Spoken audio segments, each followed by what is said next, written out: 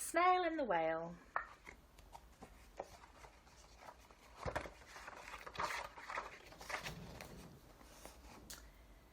This is the tale of a tiny snail and a great big blue-black humpback whale. This is a rock as black as soot, and this snail with an itchy foot.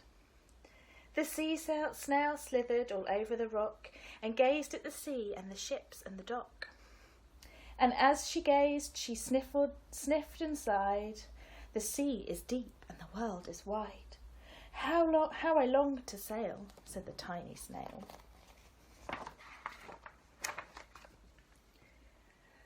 These are the other snails in the flock, who all stuck tight to the smooth black rock, and said to the snail with the itchy foot, "Be quiet, don't wriggle, sit still, stay put."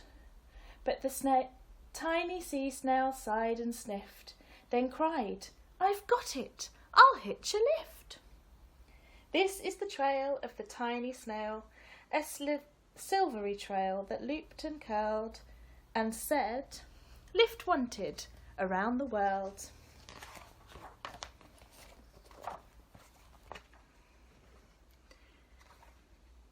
This is the whale who came one night when the tide was high and the stars were bright, a humpback whale immensely long, who sang to the whale a wonderful song of shimmering ice and coral caves and shooting stars and enormous waves.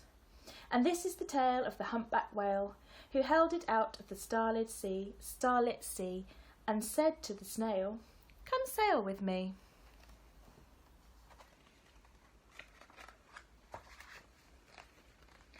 This is the sea, so wild and free, that carried the whale and the snail on his tail to towering icebergs and far-off lands, with fiery mountains and golden sands. These are the waves that arched and crashed, that foamed and frolicked and sprayed and splashed, the tiny snail on the tail of the whale. These are the caves beneath the waves where stripy fish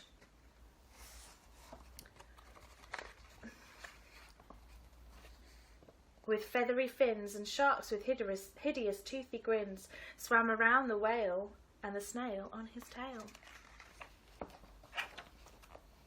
This is the sky, so vast and high, sometimes sunny and blue and warm, sometimes filled with a thunderstorm, with zigzag lightning flashing and frightening the tiny snail on the tail of the whale.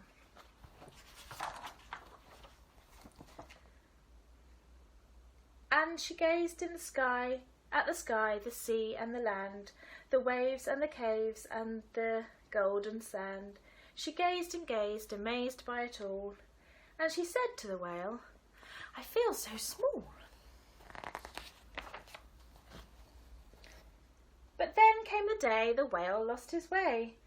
These are the speedboats running a race, zigging and zooming all over the place, upsetting the whale with their ear-splitting roar, making him swim too close to the shore. This is the tide slipping away, and this is the whale lying beached in a bay. "Quick, off the sand, back to the sea," cried the snail. "I can't move on land, I'm too big," moaned the whale. The snail felt helpless and terribly small. Then, "I've got it," she cried, and started to crawl. "I must not fail," said the tiny snail. This is the bell and the school in the bay, ringing the children in from their play. This is the teacher holding her chalk, telling the class, "Sit straight, don't talk." This is the board as black as soot, and this is the snail with the itchy foot. "A snail," the teacher turns pale. "Look," say the children, "it's leaving a trail." This is the trail of the tiny snail, a silvery trail saying, "Save the whale."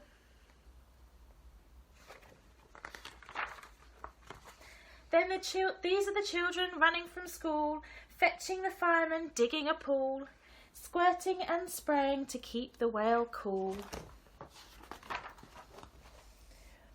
This is the tide coming into the bay, and these are the villagers shouting hooray as the whale and the snail travel safely away. Back to the dock and the flock on the rock, who said, "How time's flown, and haven't you grown?" And the snail and the whale told their wonderful tale of shimmering ice and coral caves and shooting stars and enormous waves, and of how the snail, so small and frail, with her looping, curling, silvery trail, saved the life of the humpback whale. Then the humpback whale held out his tail, and on crawled snail after snail after snail. And they sang to the sea as they all set sail on the tail of the grey-blue humpback whale.